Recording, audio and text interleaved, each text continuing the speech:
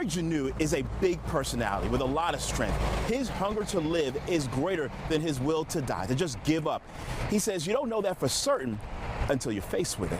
My mindset was that this is not going to defeat me. It's just like any other opponent. Douglas County motivational speaker Eric Janeau's test has become his testimony.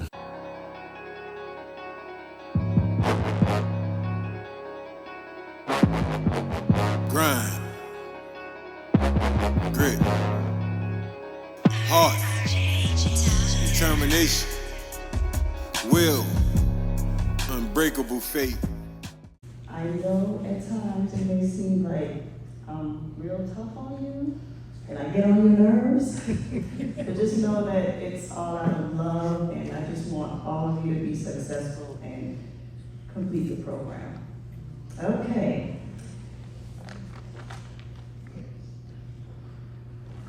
Our guest speaker today is Mr. Eric Janeau. I hope I didn't butcher your name. Eric is a proud Louisiana native who attended Western Illinois University, receiving a BA in General Studies. Eric grew up with a passion for football that led him to a successful professional career. After retiring, he moved to Georgia, embracing an exciting life filled with new opportunities and challenges. However, in 2021, Eric was faced with an unexpected battle when he was diagnosed with stage 4 cholangiocarcinoma, which is a rare and aggressive cancer. With less than 1% chance of survival, his faith never wavered. Against all odds, he overcame the disease with unwavering strength and determination. Thank God. Now cancer-free, Eric is dedicated to inspiring others as a motivational speaker and mentor, sharing his story of resilience and hope. Please help me welcome a very dear.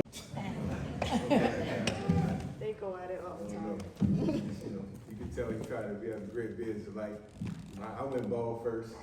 We used to dye our hair, but now, I'm honored to be here, actually, and I want to thank the Douglas County DUI and Drug Court, the judges, what? Okay, well, I'm not computer savvy, so all this stuff is new to me. I have note cards and I try to be, professional, but anyway, needless to say, I'm just honored to be here, and congratulations to the graduates. It takes a lot to go through programs and just to stick with it and persevere and to have, and which is what I'm going to talk about today, is having the faith and finishing. So those are the two things. And I'm not going to take too much of your time. I just want to let y'all know, in my condition, like, pretty much I had a 1% chance of survival. I had a rare condition called cholangiocarcinoma. And most people can't even pronounce it, but what it is, in layman's terms, is bile duct cancer. Walter Payton passed away from the disease, and also Randy Marsh just battled the disease. Needless to say, I'm blessed. I didn't have any of those issues. Like, they still have stents and possible liver transplants and stuff like that. I did have a liver resection, which is they took 3/4 of my liver, but thank God I'm not on any kind of post-meds or chemo meds. I'm like they said, I'm a walking miracle, and my doctors inspired me to testimony. We've never seen a case like mine before, so it's the first. And we were just in Houston last month, and I spoke at a cholangiocarcinoma symposium for MD Anderson, and they couldn't understand it. And I said, well, I can. It was God. It was nobody else.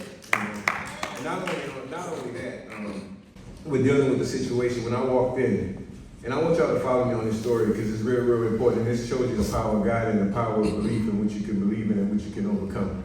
When I walked in, I didn't know anything about cancer. I didn't know any stages or anything. And I'm a college graduate. I've been all over the world, but I never had to face it. I never had anybody in my family that had to face cancer in a sense. But since then, my older brother has transitioned from pancreatic cancer. But needless to say, when I walked in, I had a little problem, a little medical issue. I went to see about it. It's called achalasia. I was throwing up. I couldn't stop eating. I couldn't hold food down. And after, thank God my doctor sent me for an MRI, and that's how they found out that I had 11 centimeter mass on my liver with 3 additional tumors in my body that metastasized and already was in my body. So I walked in the door stage 4. I didn't have any time. It was stat. Everything was stat. Now follow my story. Let me show you the power of God, right? July 28, 2021. I had a biopsy, MRI done. That's when they found it. I discovered it, right? Now follow me. July 28, 2021. That was the diagnosis. They had I had my port put in August the 2nd, 4 days later. This is how fast it happened. I had my port put in. The week later, August the 9th, I started chemo treatment. So with less than a week, well, I would say 10 days, I found out I had cancer. I was already starting chemo. I was on 3 of the strongest chemo meds that was around. And I had 12 rounds, 6 cycles. From August the 9th to December 15, 2021. I had no other, that was the only thing I didn't have radiation, I didn't have everything, it was just chemo and that was it. And they didn't even think I was gonna make it through the chemo. They dumped 2.5 years of chemo in my body in 4 months, right? So from August the 9th to December 21st, to December 15th, that was my last treatment. January 13th, but the only way they said that I would survive is if the mass on my liver shrank from 11 centimeters to 6. That was the only way. Other than that, I had already had me to get my affairs in order, talk to my kids. I had to go explain to them what was happening. I had a son that was a senior in college at Valdosta State University. He was going to quit and come home. I said, no, you're not. We're going to finish. I said, now, I made a promise to him. I said, if you finish, I'll be at your graduation. He graduated the next year. I said, I'll be there. You finish, I'll finish. So needless to say, I underwent that. And this was the toughest thing I ever did. So we started the treatments, right? So we started treatments, and I'm like, I didn't even know, my oncologist didn't even tell me what stage I was. I didn't even know what it was. So it was like my second chemo treatment. And I walked in and I was in the valley. And when they say in the valley, that means you're throwing up. That's when the hair loss starts and stuff like that. My hair was black before cancer. So, but I came back, but I'm here, so I don't care. But anyway, I started the treatments. My second chemo treatment, I was real in the valley, and I walked in and it was a nurse practitioner. And she was all sad and all gloomy and stuff like that. So, and I asked her, not even knowing what stages I were, I didn't know.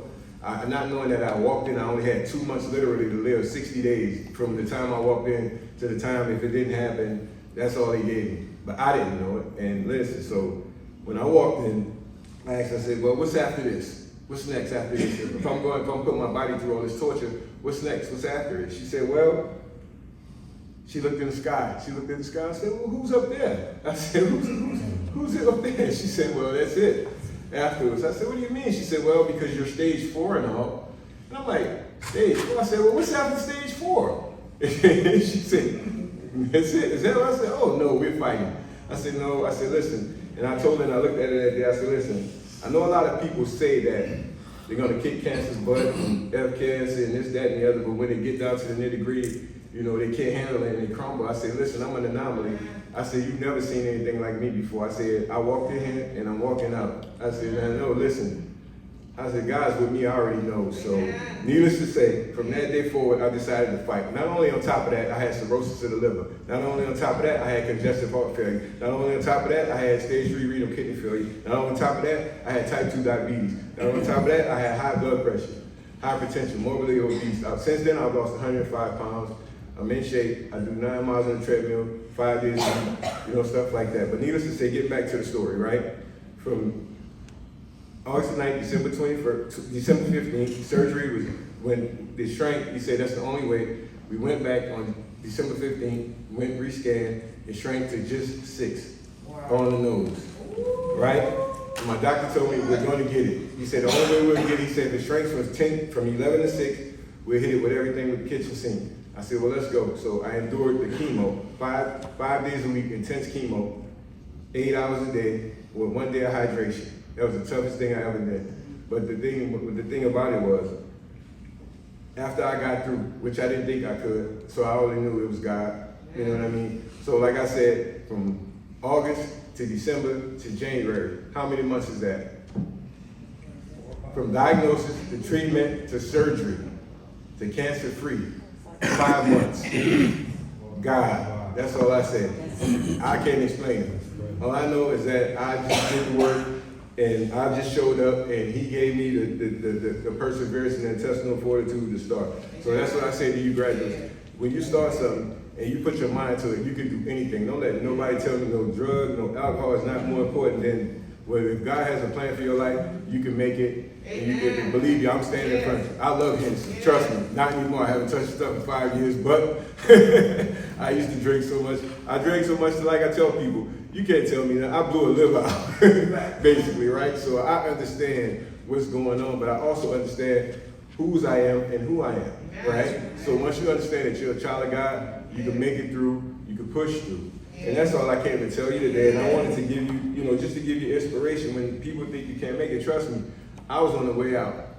I was on the way out, and they told me, I'm telling you, I have my will, I have my living will, I have my advance directive, I already knew what my kids was going to get, who did what, because they didn't even think I was going to make it right now, but my doctor never gave up on me, God never gave up on me, and I didn't give up on myself.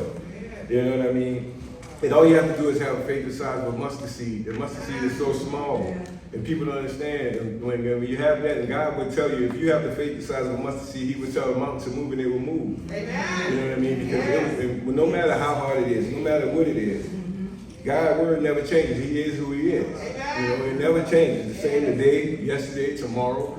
And I was going to come and do a speech, but I'd rather have a conversation with you all and let you know this is real intimate. I'm not preaching and I'm not trying to do nothing. I'm just trying to tell you who God is. And I'm not going to get too preachy on it and get on it. But seriously, when you put your faith in God and you finish, He'll have you. He's the author of the finish. He guides your journey. He guides you. You're here for a reason. You're here for a purpose. Don't think that you're sitting in these seats by accident. Don't think that people around you don't care about you. And it can give you, and they care about your family and your well-being. This is not, people actually care too much in this world, every day in this world, and that's what I found out. Even till this day, I have great relationships with my nurses, my doctors, anything. I can call them right now. I've had a podcast, and my nurses are on my podcast. You know what I mean? It's the relationships you build. So don't take advantage. Don't take advantage of the opportunities that you have here.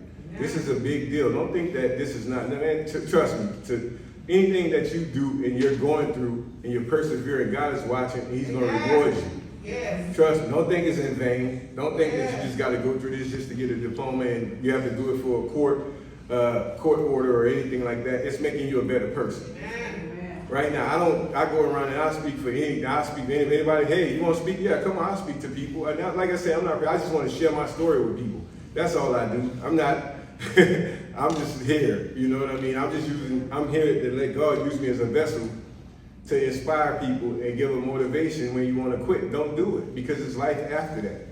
And this is you're looking at total restoration. Total restoration. This is it right here. When people look at me, this is what it is. It's not for my glory, it's for God's glory. You know what I mean? This is the best shape I've ever been in. I've played professional sports. I've done many, and I wasn't in this kind of shape and feeling this kind of way until then. Like when I used to say all the time, it gets greater later, and now I know what it means. You know what I mean? And I'm living my best life, and you can too. It's just the first step. You know what I mean? Bring it to completion, finish it off. The act of finishing is to bring it to a completion, the end of a task. But however, this is a finish, your graduation is a finish, but it's a new journey for the rest of your life. And you want to make the rest of your life the best of your life. You know what I'm saying? It's not the start. It's not the stopping point in your life. This is just the beginning of it. And I encourage you all to go out and look for the things that God has placed in your heart and on your heart and pursue those things. Because that's the only thing, that's the only thing that's going to really, really make you happy. To pursue what's in your heart. Not for anybody else, but what you have. And for what your feeling is. Right? So I just be encouraged. That's all I want to tell you, basically. Just be encouraged. And I want to leave you with this right here. God would never allow pain without purpose. Right? And what we are, and what we repeatedly do, we are what we repeatedly do. Excellent, then is not an act, but a habit, right? Success is stumbling from failure to failure with no loss of enthusiasm. That's Winston Churchill. And Marcus Aurelius says also, the happiness of your life depends on the quality of your thoughts. And I'm gonna leave you with this, and this is my words of encouragement for the graduates to take it to the next level and to keep going and to persevere. All right? And it all starts with your mind, right? Your mind. It all starts in your mind, right? The mind is more powerful than you may realize. It holds the key to everything you dream of achieving. Every barrier you wish to break, every success you aspire to reach. Your mindset is your reality. You are capable of more than you think. The doubts, the fears, the obstacles, they're all temporary. Your thoughts have the power to shape your journey. The world will tell you no, but your mindset says, yes, I can. It will challenge you, but it will push you to grow. Every challenge you face is an opportunity to evolve, to learn, to become stronger. And remember, the only limits that exist are the ones that you place on yourself. When you shift your mindset from I can't to I will, there's nothing you can't overcome. It's not about being perfect, it's about persistence. About showing up even when the odds are stacked against you. So take control of your mind, stay focused, stay positive, keep believing, because when you believe in your potential, there's nothing in the world that can stop you. Your success is not a matter of if, but when. Thank you for your time. Thank you for listening to me. Congratulations. I wish you much success. You always have been, you always will be.